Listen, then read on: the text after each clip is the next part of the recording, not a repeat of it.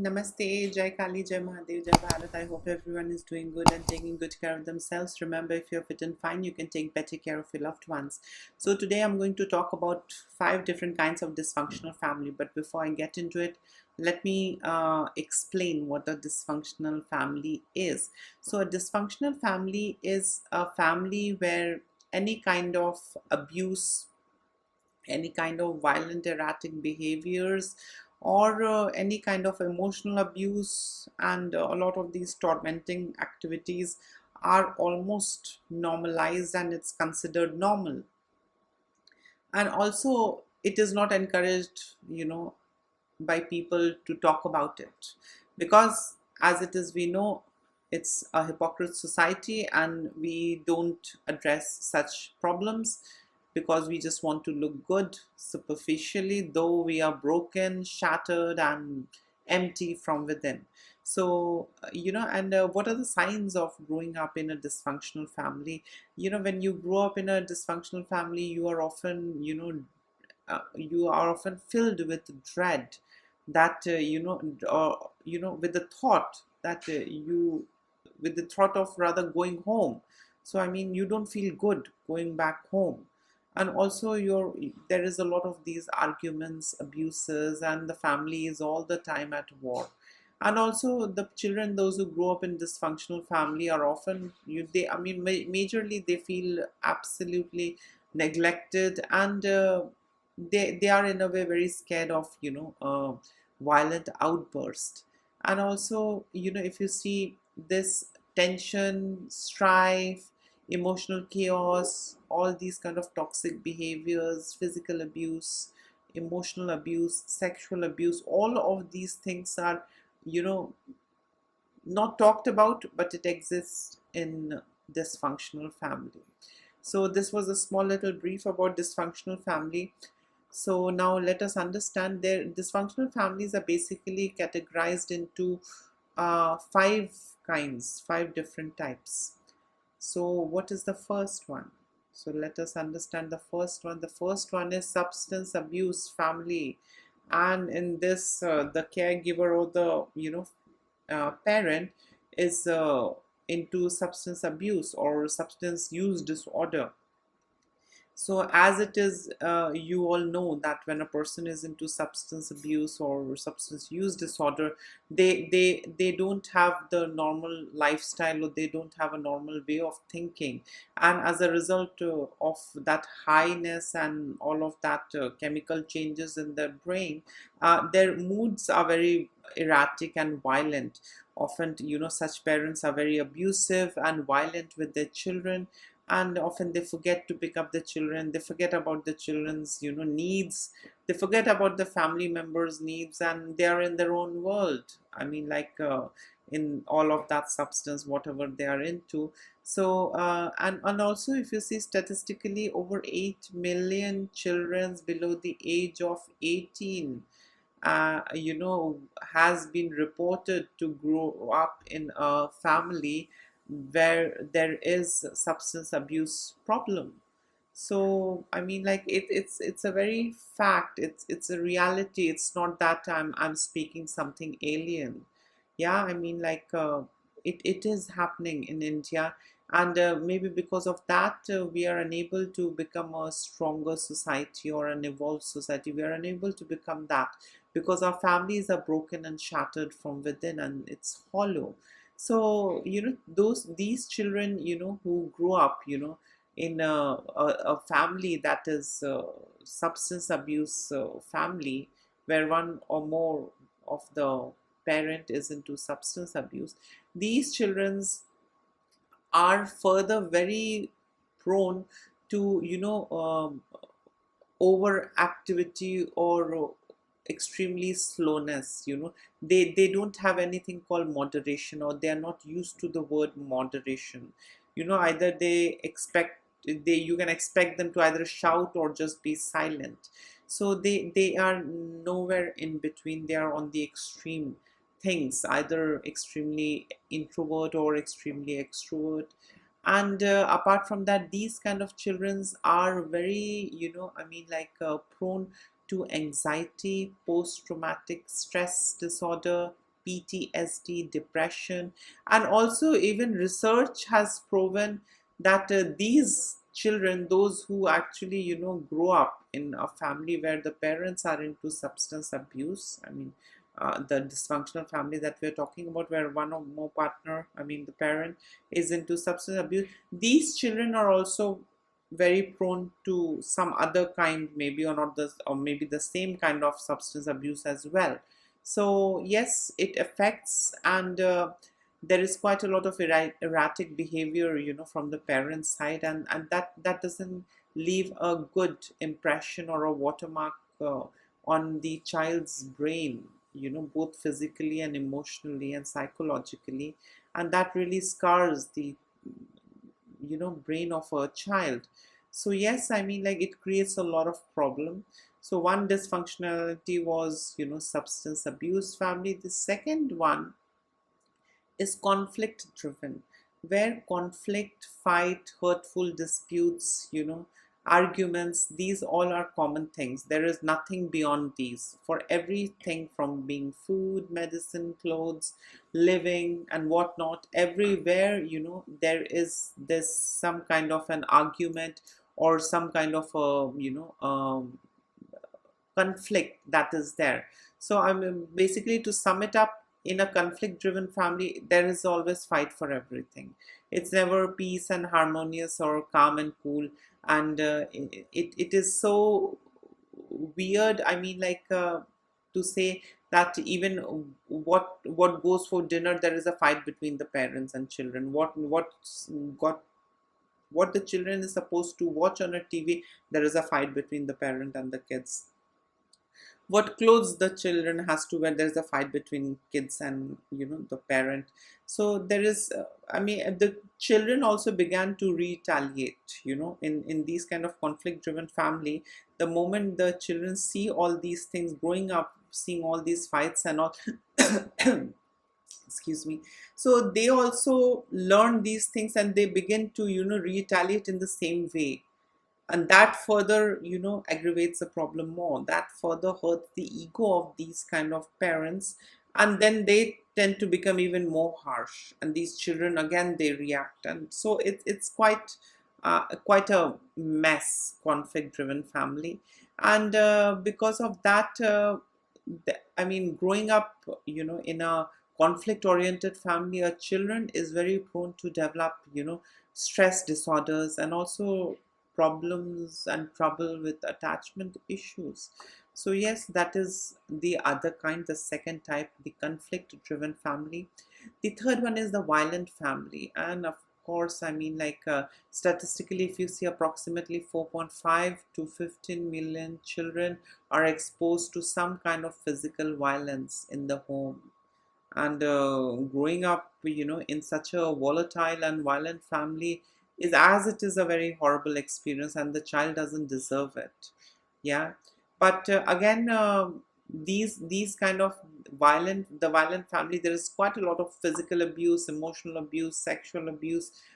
I mean, all kinds of abuses exist in violent family. It's quite or you can say a family of extremists. Everything is an extreme. So simply, I mean, for a child to simply witness domestic abuse, I mean, can have really devastating effects, on its brain, mind, and in that developing stage, if they grow up seeing all these kind of domestic abuses. And if you see, according and this is not what I'm saying, this is as per the research of JAMA network. Yeah, JAMA network. They researched this in 2018, and they mentioned that it's not that the children forgets what happens in the childhood, or any kind of physical abuse or whatever violence the child is exposed to. Instead, the children registers it, and it further impacts the children at a very personal level. So yes, violent families, it's all about physical violence of some kind or the other. And it's not good. I mean, for example, like, parents are into beating up their children, And if the children doesn't obey, they beat them up. If the children doesn't listen to them, they beat them up, and this vicious cycle goes on. I'll tell you a couple of points later, I mean, like, as to how these things impact the child's mind.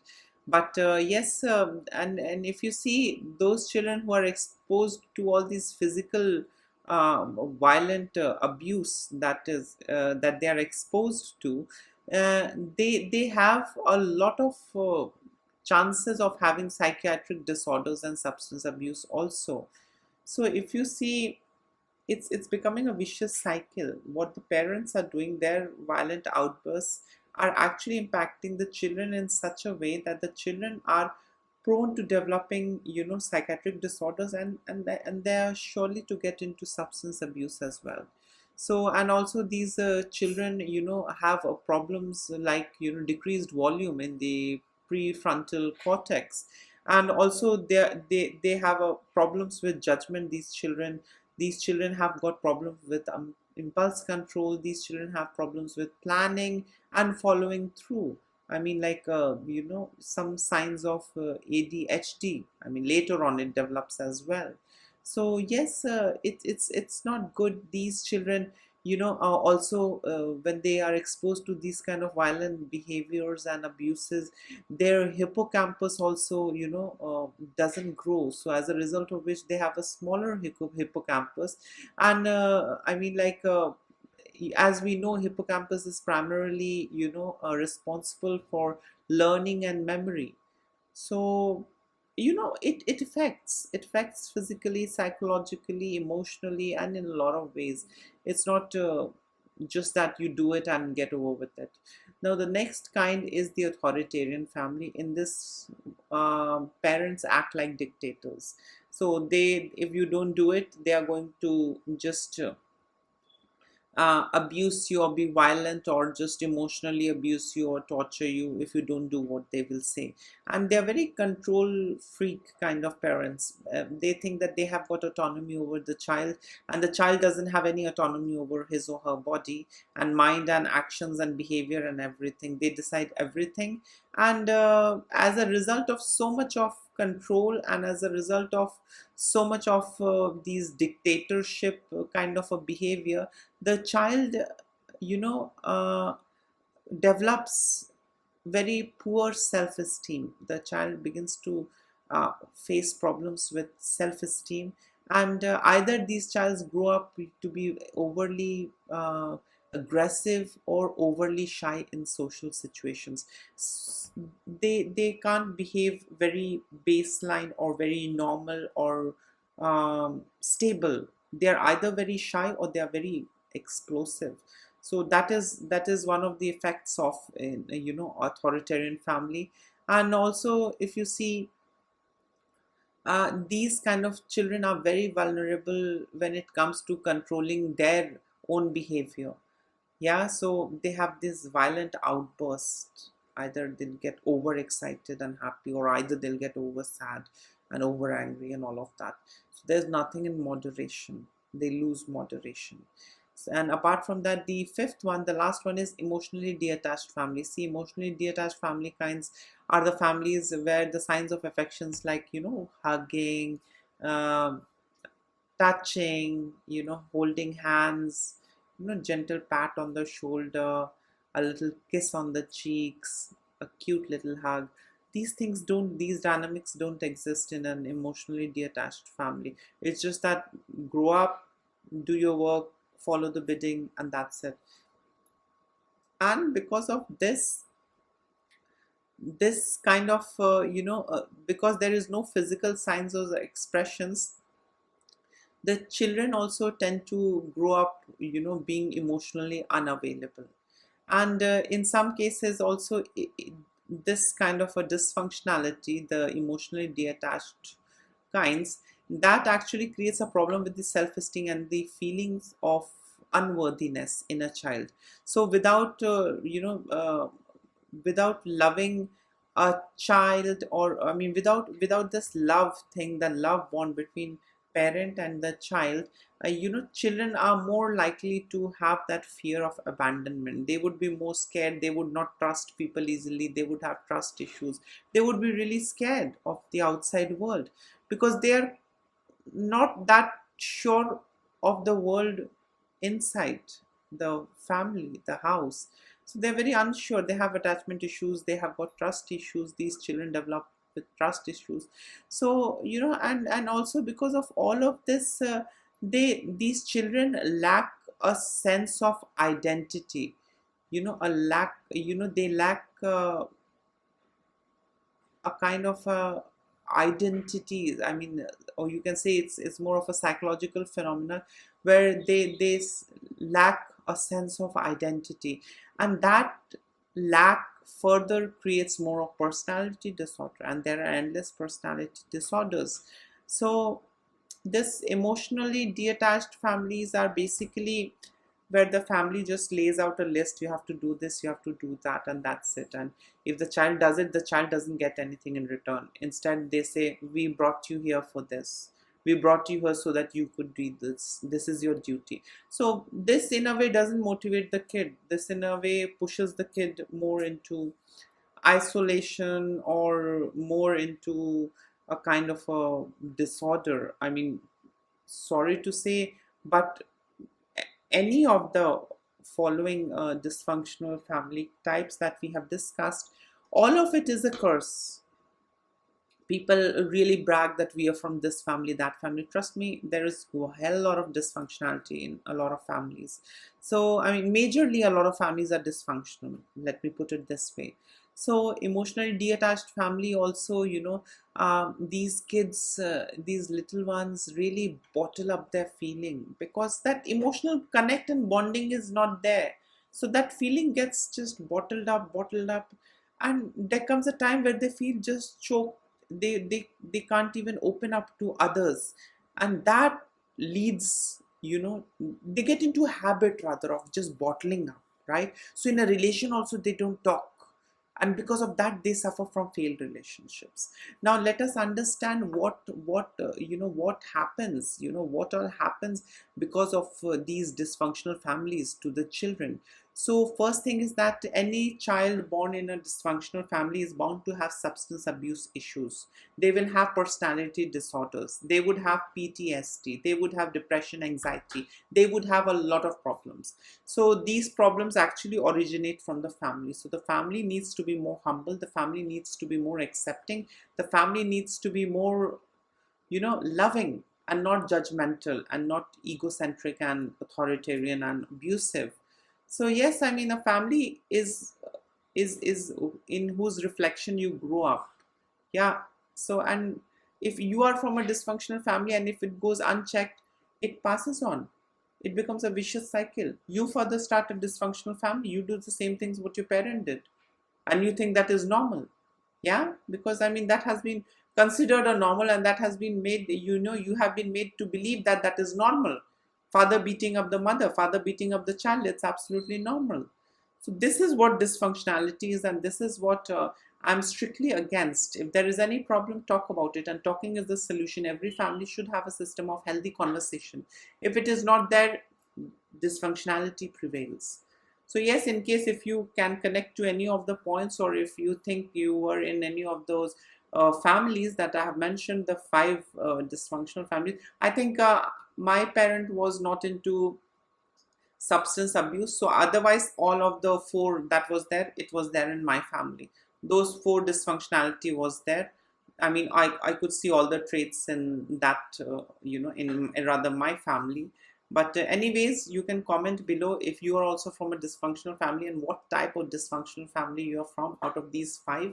And please do like, share, subscribe the channel. In case if you have anything that you want to share or ask, you can mail me.